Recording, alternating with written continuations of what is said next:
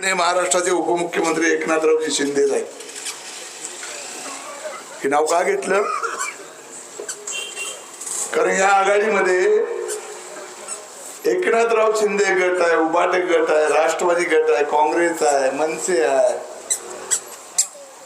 हे सगळे पक्ष एकत्र येऊन तीर्थक्षेत्र आघाडीमध्ये आलेले आहेत. म्हणून मी नाव घेतलं. त्याचं कारण आहे की काही लोक 40 वर्ष सत्ता भोगणारे म्हणतात की ही पार्टी निवडून आल्यानंतर पुढे काय करणार आहे. मनीषा नगर म्हणजे विस्थापित पहिल्यांदा पंढरपूरचा भाग, पंढरपूर सिटी पासून पहिला विभाग झालेला मनीषा नगर जुना मी लहानपणापासून बघतोय. गेल्या 30, 35, 40 वर्षामध्ये नगरपालिकेमध्ये सत्ता असताना देखील रस्त्याची अवस्था आपण बघत आलेला, निकृष्ट दर्जाचे रस्ते केले, ड्रेनेजच्या पाईपलाईन चुकीच्या पद्धतीने चुकीच्या ठेकेदाराला देऊन अनेक ठिकाणी खड्डे बघा. मी त्यांना रुपयाला 5 लाख रुपयाची शर्यत लावतो, शूटिंग काढा पत्रकार घेऊन जाताना रस्त्याने, की किती ठिकाणी ऍक्सिडेंट होऊन किती जणांचे कंबरचे हाडं मोडलेत, पाय ऍक्सिडेंट झालेले आहेत. ही परिस्थिती बघा. त्यांना दिसत नसेल तर आपण बघू नये, पत्रकारांना विनंती करेन. अनेक ठिकाणी ड्रेनेजचे बघा निकृष्ट दर्जाचे ठेकेदाराला दिले, अनेक ठिकाणी चोकाप होत आहे, रस्त्यावर मैला आणि वितरण पाणी येत आहे. विस्तारा वाढल्यानंतर पूर्वीची ब्रिटिश काळाची लोकसंख्या ज्यावेळेला 30-40 हजार लोकसंख्या होती, आता 90-96 हजार पर्यंत गेली, वाढत गेली. पण त्यावेळेची पाईपलाईन 25,000 लोकांना पिणारी पाईपलाईन ते वाढल्या पाहिजे होत्या. आणि वाढत असताना भविष्य काळात 2 लाख लोक या संख्येमध्ये वाढणार आहेत. भविष्य काळाचा अभ्यास करणं गरजेचं होतं. परंतु तसं न करता आपल्या जवळच्या ठेकेदाराला ठेके देऊन आज प्रत्येक ठिकाणी सांगितलं जातं की अजित पवार सकाळी 6 वाजता उठून आपल्या मतदारसंघात जातात आणि त्या ठिकाणी त्यांची कुठली कामं चालू आहेत त्याचं निरीक्षण करतात. एकनाथ शिंदे साहेब महाराष्ट्राचे उपमुख्यमंत्री आहेत. ठाणे शहरामध्ये मुक्कामला असताना प्रत्येक साईटवर जाऊन व्हिजिट देतात. पण ज्याच्याकडे 40-35 वर्ष सत्ता आहे त्याने व्हिजिट दिलेले मला कोणत्या तर नागरिकांनी सांगावा, अशी व्हिजिट कधी दिली नाही. ह्या सगळ्याच्या माध्यमातून आज मला आठवतं 1995 साली पंढरपूर मध्ये कॉटेज हॉस्पिटलचा प्रश्न निर्माण झाला. आमदार सुधाकर पंत परिचारक होते, श्रीमंत होते त्या टायमाला. त्यांनी सांगितले की गोपाळपूरच्या 65 एकरामध्ये हॉस्पिटल न्यायचं आहे. महाराष्ट्राच्या मुख्यमंत्र्याला, आरोग्यमंत्र्याला, माझा मित्र सुरेश नवले त्यावेळेला मुख्य आरोग्यमंत्री होते, की पंढरपूरची जनता गोपाळपूरला दुरुस्तीसाठी येणार नाही आणि पंढरपूर तालुक्यातल्या लोकांच्या सोयीसाठी कॉटेज पंढरपूरच्या याच ठिकाणी झालं पाहिजे. काय अधिकाऱ्यांच्या अंगाला मी तातडीने बदली केल्या त्या अधिकाऱ्यांच्या, आणि सोनवणे नावाचा चीफ ऑफिसर मी बदलून आणला. आणि त्याच्या काळामध्ये मी जिजामाता गार्डनचं काम पहिल्यांदा केलं, शॉपिंग सेंटरची कामं करून घेतली, पंढरपुरातल्या विविध पातळीवर रस्त्याची कामं हातामध्ये घेतली. त्यावेळेला निकृष्ट दर्जाची नाही, जवळजवळ 4.5 इंची थर निर्माण करणारे डांबरीकरण झाले होते. आज बघा पुढं डांबरीकरण होतोय, पाठीमागे खड्डा पडतोय. त्यांचे जे नगरसेवक झाले, नागेशला माहित, नागेश काका माहिती आमच्या, ही सयाजीराव होते हो, सयाजीराव यांच्या पार्टीचे नगराध्यक्ष निवडून आले की कोऱ्या चेकवर यांच्या सह्या घ्यायच्या आणि सह्या घेतल्यानंतर जी बिलं काढायचे 10% अर्बन बँकेमध्ये जमा करायचे. खरंय का खोटं आहे?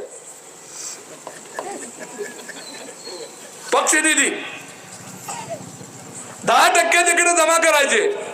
म्हणून हा वीर 2 वर्षापासून 2-3 वर्षापासून यांना पटलं नाही म्हणल्यानंतर लोकसभा आणि विधानसभेला स्वाभिमान घाट टाकायचा नाही म्हणून बाहेर पडले आणि लोकसभा विधानसभेला दुसऱ्याचा प्रचार करायला निघाले. आणि ते म्हणतात तुमच्या व्यासपीठावर नागेश भोसले, कारण नागेश भोसलेला तुम्ही मनमोकळेपणानं विकास काम, विकासाचं विजन त्याच्या मनाप्रमाणे कुठं राबवून दिलं. तुमचे बगल बच्चे, तुमचे ठेकेदार, तुमचे सगळे ठेकेदार सांभाळण्यासाठी तुम्ही नगरसेवकावर दबाव सांगताय, तुम्ही नगरसेवकावर दबाव आणताय आणि सांगता काय. आज प्रत्येक ठिकाणी सांगतो कैलासवासींची कधी कुणावर टीका करू नये. मी बी सुधाकर पंतावर टीका करत नाही, पण तुम्ही वेळ आणताय, तुम्ही वेळ आणताय. आम्ही त्यांना बी देव मानत होतो, पण भारत नाना भालकेने 11 वर्ष सत्ता असताना तुम्ही काय केलं. जरा विधानसभेतली पुस्तक आणून द्यायला पाहिजे त्यांना वाचायला. किती पंढरपूरच्या नागरिकांच्या हितासाठी किती सभागृहामध्ये आवाज उठवलाय, किती प्रश्न मांडले ते तुम्हाला दाखवेल. तुमच्या 40-50 वर्षामध्ये तुम्ही तोंड उघडलं असेल तर फक्त तंबाखू खाण्यासाठी. कधीही पंढरपूरच्या नागरिकांसाठी एकदाही जबान विधानसभेमध्ये कधी गाजवली नाही. तुम्ही 5 वर्षे विधान परिषदेचे आमदार होता, तुम्ही किती प्रश्न उपस्थित केले, तुम्ही किती लोकांपुढे विषय मांडले. पण महाराष्ट्रात ज्या टायमाला मनोहर जोशी महाराष्ट्राचे मुख्यमंत्री असताना ह्या पांडुरंगाच्या कृपेने भरमसाठ निधी दिला. नगर विकास मंत्री माझे मित्र होते रवींद्र माने, त्यांना आणून त्यांच्याकडून किती तर निधी दिला. एकनाथराव शिंदे महाराष्ट्राचे मुख्यमंत्री झाल्यानंतर मोकळ्या मनानं निधी दिला. नगर विकास खात्याचा निधी, रस्ता असू द्या, पाईपलाईन असू द्या, सगळ्या योजना निधी दिला. पण एकदाही नाव काढलं नाही की महाराष्ट्रामध्ये एकनाथ शिंदेने किती निधी दिला. फक्त आपलंच गुण चालू आहे. इकडून 150 आणले, तिकडून 200 आणले, तिकडून 18 आणले, तिकडून 22 आणले.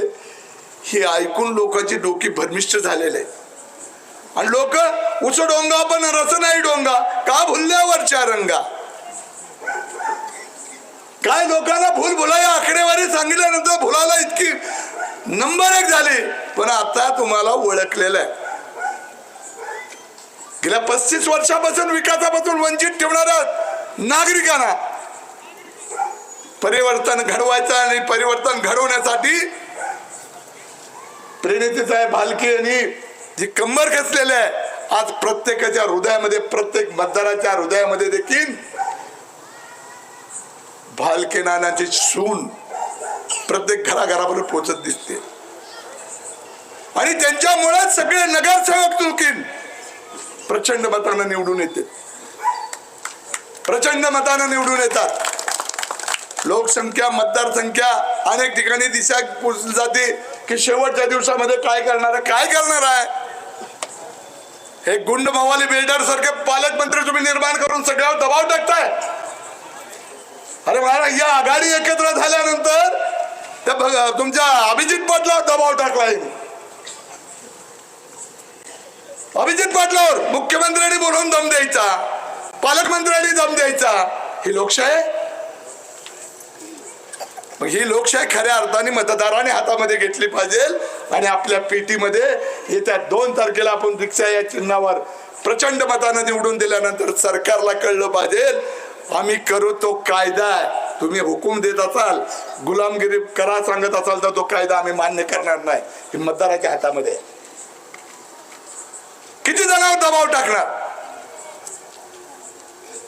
तिकडे सांगोल्यामध्ये तीच परिस्थिती, तिकडे कुर्डुवाडीमध्ये तीच परिस्थिती, तिकडे बार्शीमध्ये तीच परिस्थिती. 11 नगर पालिकेवर तुम्ही दबाव तंत्र आणि दबाव वापरत असाल तर एक दिवस देशामध्ये नेपाळ घडल्याशिवाय राहणार नाही, बांगलादेश घडल्याशिवाय राहणार नाही अशी परिस्थिती निर्माण करू नका. लोकांना मनमोकळेपणानं लोकांची सुखसोय करा. लोक काय मागते तुम्हाला?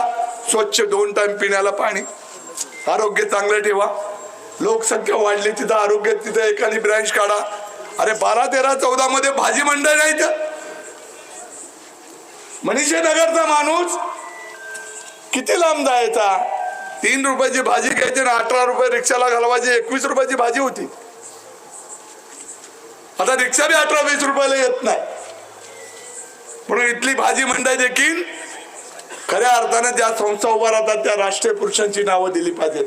फुले शाहू आंबेडकरांचं नाव द्या, घाडगे महाराजांचं नाव द्या, छत्रपती शिवाजी महाराजांचं नाव द्या. खरी तुमची स्वतःची मालमत्ता असेल तर आपल्या वडिलांची नावं द्यायला हरकत नाही.